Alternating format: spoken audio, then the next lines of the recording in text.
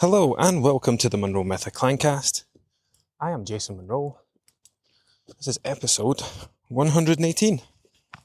So, what we're going to talk about today. I remember when I worked in an office,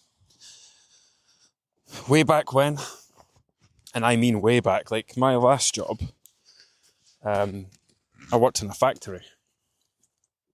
I mean, this kind of applies there too. But when I worked in an office, I worked for a plant hire company called Gap Group.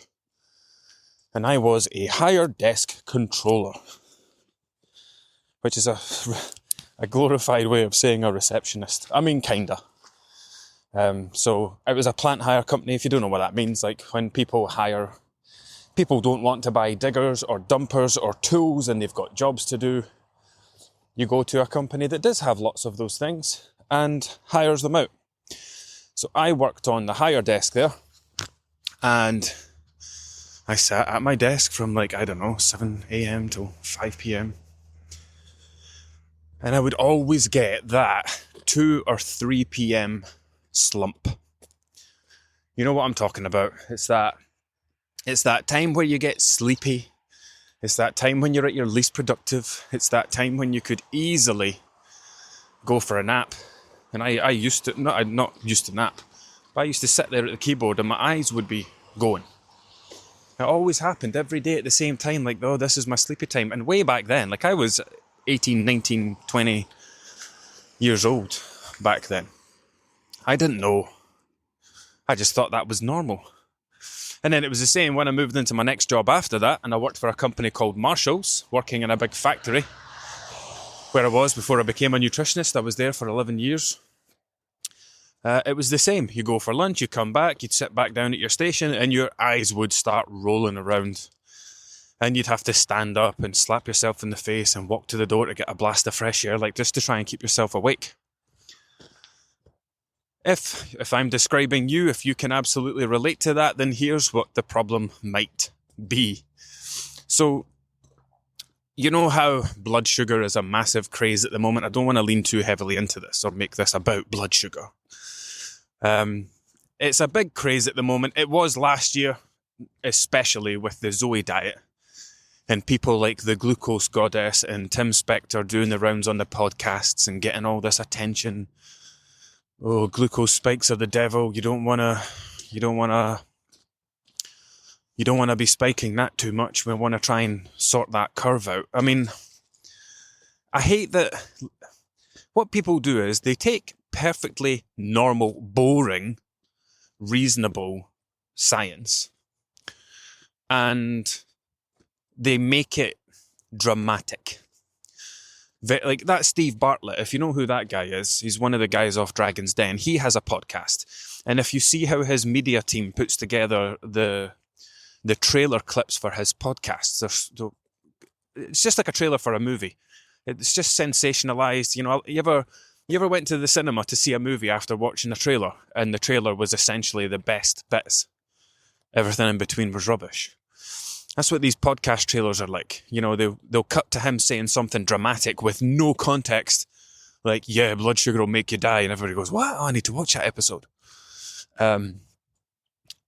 So they basically make basic, simple nutrition concepts pretty boring science. They're trying to make it sound extreme because extreme sells. Do you know what? I commented on a carnivore guy's post yesterday because it was so full of absolute nonsense that has no basis in science, no basis in research.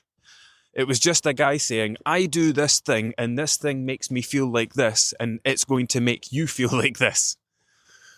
If you've listened to enough of these podcast episodes, you'll know that how good someone feels while doing something is 75 to 80% down to what they were doing before. Remember we spoke about alcohol? And I said, if somebody's drinking to get drunk 1 or 2 nights a week and they stop drinking alcohol, they're going to feel amazing. If somebody has 1 glass of wine on a Friday night and they stop drinking, they're not going to feel anything. So it's very simple. Like this carnivore guy, he came from admittedly, an absolute junk food diet. He kept talking about it. I was eating out and takeaways and going to drive-thrus. I think he was an American guy, blah, blah, blah. And now I eat like this and I feel great. And it's like, yeah, it's not eating like this that's making you feel great. It's because you stopped doing all that other stuff. If you had just started eating a bit more protein and some more fruits and vegetables, you would have felt equally as great. So people latch on to the idea that the thing that they're doing is the thing that's making them feel amazing. It's like, no, like it's the thing that's stopped you from doing all the crap that you were doing before that was making you feel like shit. Anyway, I commented on this guy's post, and this guy replied and said, fuck off, Monroe Nutrition, with your 48,000 bot followers. As if I've not had an Instagram account since 2012 and been growing it ever since. Nobody cares or something, or it's like nobody engages with your post, nobody listens to you. And he's right.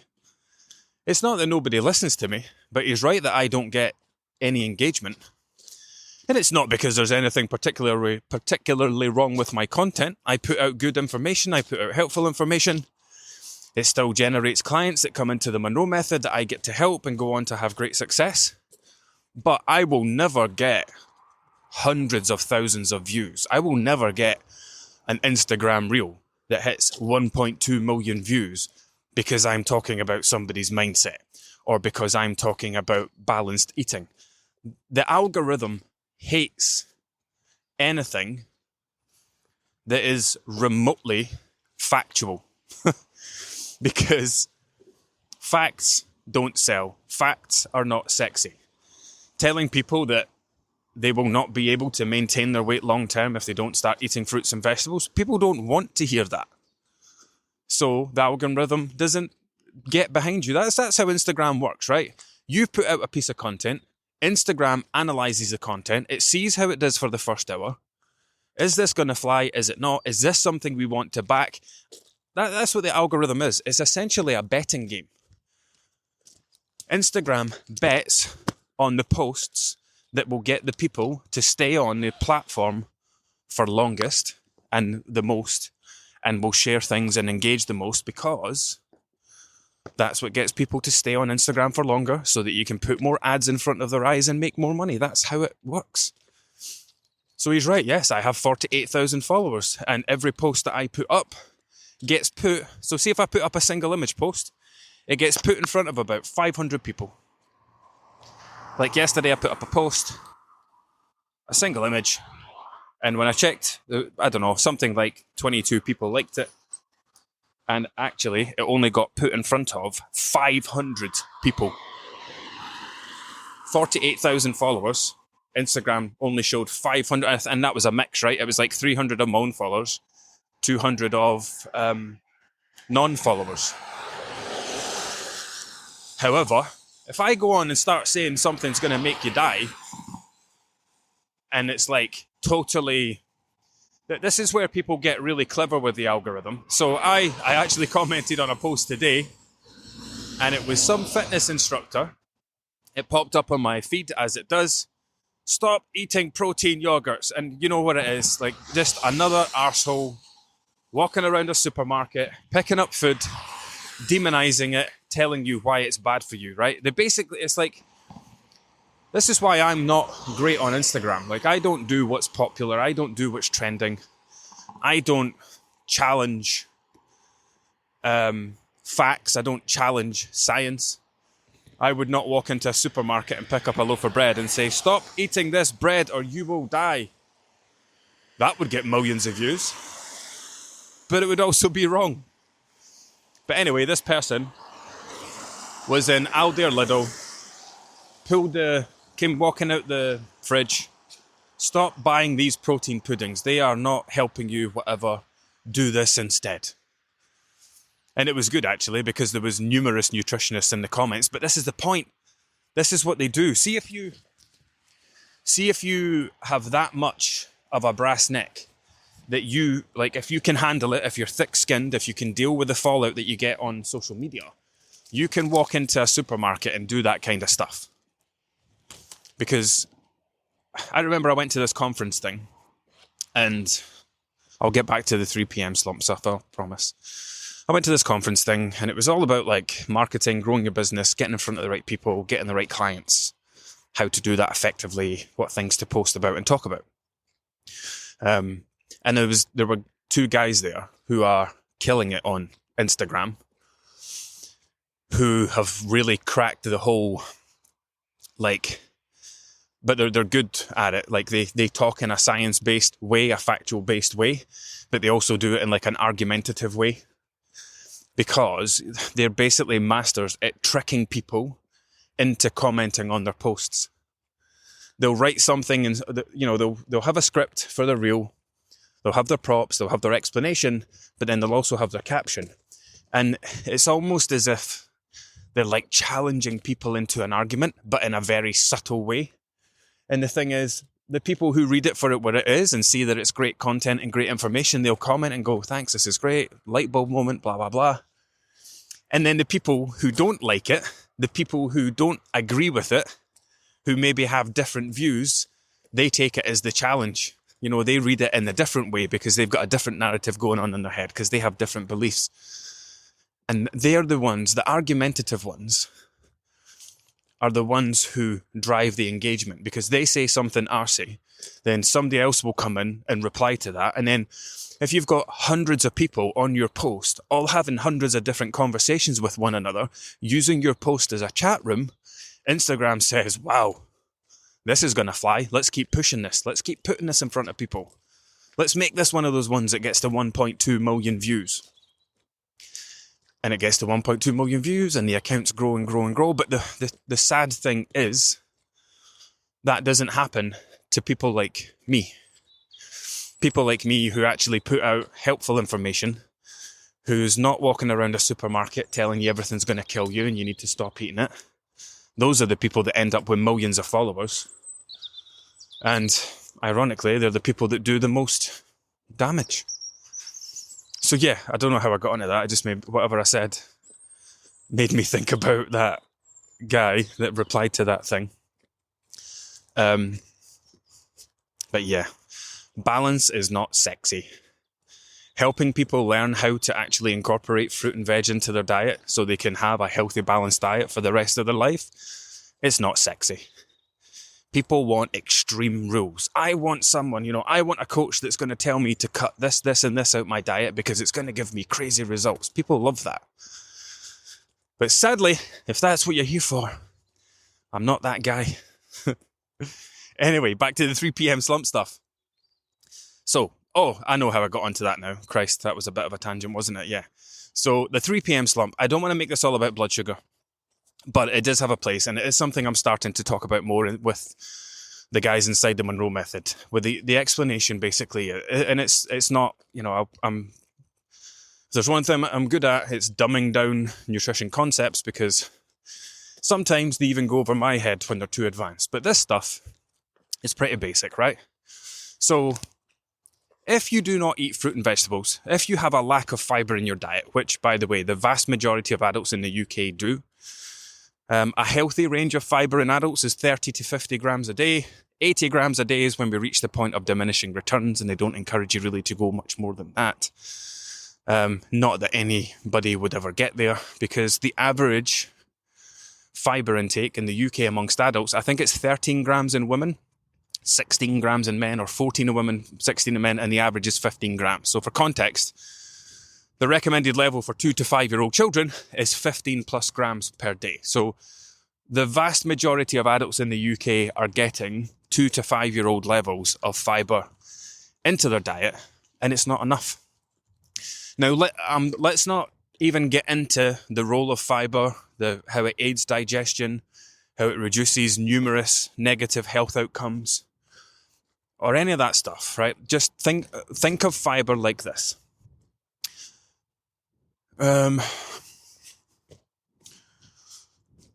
So in your car, you have a fuel system, right? So you cannot press the accelerator pedal on your car, and it just dumps like all the petrol from your tank into your engine at once. because there's a system in place to regulate that, to make sure that if you press the accelerator, the car only gets how much it needs to make the car go a little bit faster. That's what fibre does. So I want you to think of fibre as an energy regulator. So here's what happens. If someone does not have fibre in their diet and they have their lunch, let's say that lunch is something like 2 slices of toast and a pot noodle. Super high carb, super low protein, super low fibre. That is going to give you quite a blood sugar spike, quite a severe one, and this is where the regulation part comes in, right? If that meal had plenty of fibre in it, which it doesn't, it's got some but not enough, it would bring that spike down to a more gentle curve.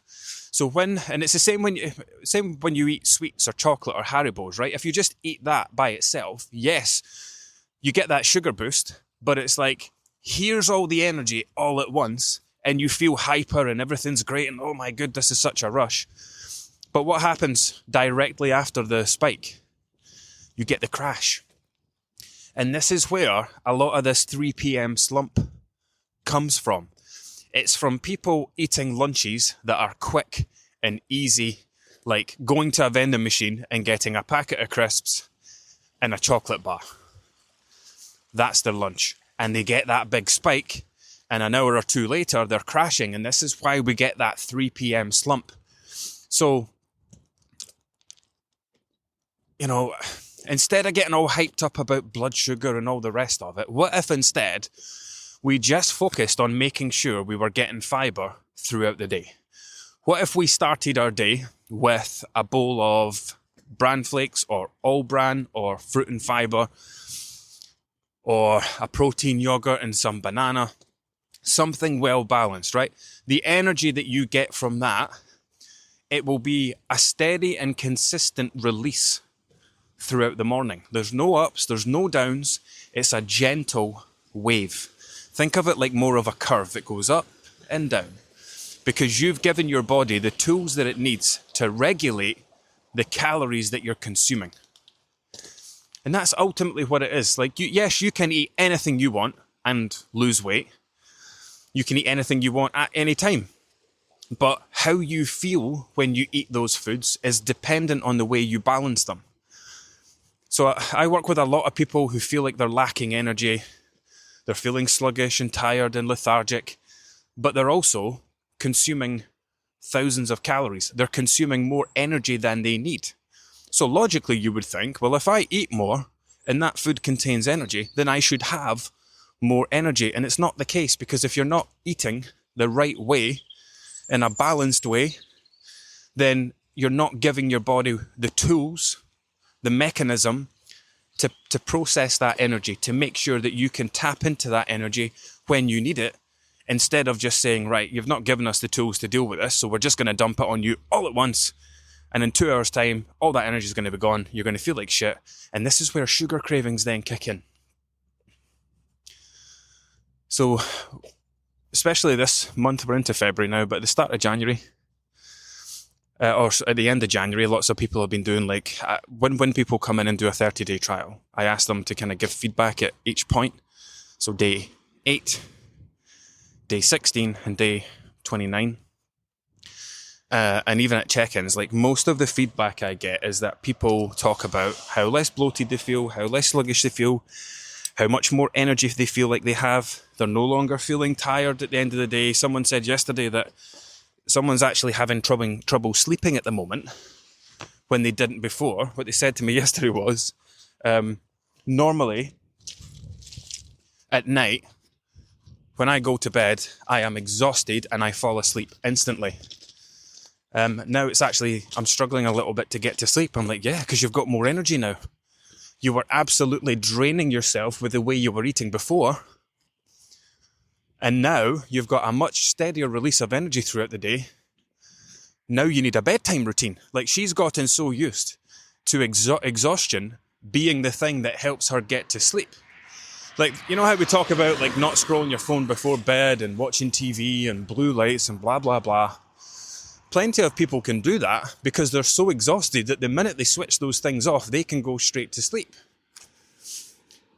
But when you start improving your diet and you are going to bed, but you've been eating in a balanced way and you switch that phone off, you might feel like you've still got some energy left. So now it's a case of, okay, now you're going to have to look at your bedtime routine. You can no longer rely on your unhealthy diet to lead you to the point where you're exhausted enough to fall asleep at night. Now you're going to have good sleep hygiene. You're going to have to stop scrolling your phone in bed. You're going to have to stop watching TV in bed. You're going to have to start actually winding down for sleep instead of letting exhaustion help you sleep. Which was interesting. That's the one that comes up now and again. But for the most part, like, people talk about how much better their energy levels are. And when you think about it, it shouldn't make sense because they're not eating more energy, they're eating less energy. Remember, these people, most of them are in a calorie deficit. They're trying to lose fat. We lose fat by under-consuming energy, by consuming less than we need. So realistically, they should have less energy, but they're not, because what we've done is we've decreased the calories in their diet, we've improved the quality of their diet, and now they're finding that less gives them more. Not just in terms of food volume, not just in terms of hunger, resolution and hunger suppression, but it's also giving them more energy because we're building in those energy regulators. So, that was a half yawn, half so there. If you are someone who has dips in the day, now that I've explained this, now that you've learned this, start thinking about, well, what did I just eat? And that was the other thing that people talk about, cravings becoming pretty much non-existent. There's two types of cravings. There's genuine physical cravings that we create through the way that we eat. So you get that blood sugar dip, your body says, we need energy, and your brain, everybody's brain translates these things different. Once upon a time, I'd have been like, oh, sugar, I need chocolate, I need Haribos, I need cake. And many of you will think like that. But now it's like, okay, I need to eat something, or there's something lacking from my diet. What is it? Let's go get some fruit. Let's go get a protein yogurt. And with, like, one of my favourites is the salted caramel. Oh, I don't remember what they're called, but they're like I nearly said corn. Not corn. What's the other thing? Not cottage cheese. Or is it cottage cheese? The cheesy yogurt one anyway, that doesn't taste anything like cheese. I forget the exact name of it. It's not the big protein pot, it's the kind of shorter, stumpy one. That, and I've got a little apple corer thing, you know, the thing that automatically cores it and cuts it into slices. I've got one of them. Put the apple around the outside, a little half teaspoon of chia seeds in the middle. Chia seeds. And that's it. Basically a dessert. So something like that. So it's, get into the habit of, you know, instead of just responding, and this is something that I'm working really hard on with clients, trying to get people to ask themselves questions. We don't ask ourselves enough questions. We're not good at holding ourselves accountable. We usually go in with the more aggressive berating approach where it's like, you feel hungry. It's like, you can't be hungry. You've just had lunch. You don't need it. You're trying to lose weight. That's too much. You're just greedy. They go in with that approach, which is super negative. And when you treat yourself in that way, what do you want to do? The opposite. You want to eat whatever the thing is. Instead, we come at it from a more compassionate approach. Okay, you feel hungry. Why? What's really going on here? What did you just have to eat? What's led you to this point where you now feel like this? So yes, we know you had something to eat, but what was it? Well, it was a packet of crisps and a skinny bar and a couple of biscuits. Okay. Was there any protein in it? Was there any fibre in it? Well, no. But it just filled up my tummy enough. It's like, yeah, but that's not the point. Try and think less of your stomach as being a hole to fill. It's not. This is why many people struggle with their diets. They treat hunger as something to fix short term. Once your tummy's full, that's it. You think, okay, that's it, it's gone now, I've dealt with it. But that's not the case, because the way that you eat will determine if your tummy stays full for 30 minutes, an hour, or 3 or 4 hours. A well-balanced meal, and when I say well-balanced, all I mean is it contains everything. Some protein, some fibre, some starchy carbs, some fats. You don't need to get too carried away with it. Most foods have fat in it anyway. We don't need to get to the level where we're actually like, okay, I'm going to have a chicken breast and a sweet potato and a bunch of vegetables, and then I'll pour some olive oil over it or butter over it for my fats. You don't need to get to that level where you're treating everything individually.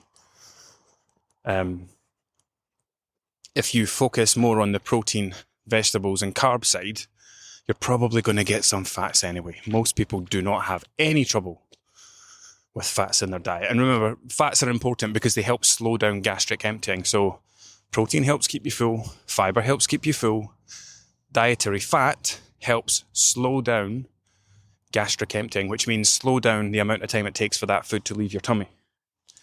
So the three of them play an important role in satiety, which is why the absolutely low-fat approach does not work.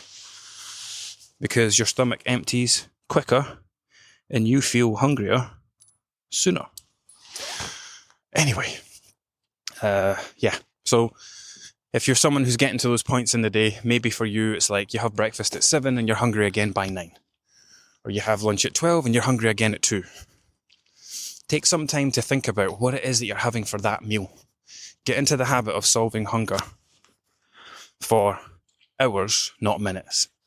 If I eat this thing, how soon am I going to be hungry again? And do I want to be hungry that soon? Probably not. In an absolutely ideal world, one meal will take you to the other meal. Breakfast is well balanced and satisfying and it takes you to lunch. Lunch does the same and it takes you to dinner. And then there's, depending what time you have dinner, there's a longer period before dinner, between dinner and bed. You might start to feel peckish in the evening, and that's fine. Because you had a well-balanced diet during the day and you didn't go and snack all day. Remember, a lot of the eating that we do is absolutely fine. Like, you could have supper every single night, a dessert every single night, but people often see it as a bad thing because of the amount of eating that they did earlier on in the day. So remember, like, unnecessary eating is absolutely fine. You know, we wouldn't go eating cakes when we were hungry. We wouldn't go eating chocolate when we were hungry. These are not hunger-resolving foods. We eat those things because we fancy them, because we want to have it, because they taste great, because they give us something. And if you're having breakfast, lunch, dinner, maybe a couple of snacks, light snacks in between, there's no reason why you couldn't have some sort of dessert at night. But if you're having a breakfast, then snacking all through the morning, having a lunch and snacking all through the afternoon, then you're prepping dinner and you're snacking while you eat dinner, that's the problem. You know, you're then trying to not have the thing at night because you know you've already eaten too much that day. So much of your dieting, weight, nutrition problems can be resolved by prioritizing your meals. By prioritizing meal times, by making sure your body's getting what it needs. Which, again, one of the great pieces of feedback I got this week was, like, somebody had some serious problems with food noise, like thinking about food all the time. And as soon as they posted their 2 days of tracking, when I kind of do the diet assessment, I'm like, it's clear why. You eat no protein, you eat no fibre, your diet's entirely consisting of carbs and sugar and fat. I would be thinking about food all the time because you're hungry all the time and your body's not getting what it needs, and it's constantly saying, yeah, we didn't get it that time, you're going to have to eat again. Nope, we didn't get it that time, you're going to have to eat again. Now, that's not to say that food noise goes away entirely when you resolve your diet, but you get rid of the unnecessary food noise. You get rid of the food noise that you're creating with your imbalanced diet. Yes, there will be other food noise, but now you're free to work on that. So take care of your meals, take care of your dietary balance. Once you do that, anything you're left over with, is a habit, is a behaviour, is a mindset thing, and that's something you can work on. But it's very hard to work on these things when you don't take care of the basics. So if you find yourself falling asleep at your desk at 3 o'clock in the afternoon, or whatever your little dip time is, think about what you had for your lunch and see what you can start doing at lunchtime to improve it. Anyway, I've made it all the way back to the house. Until next time.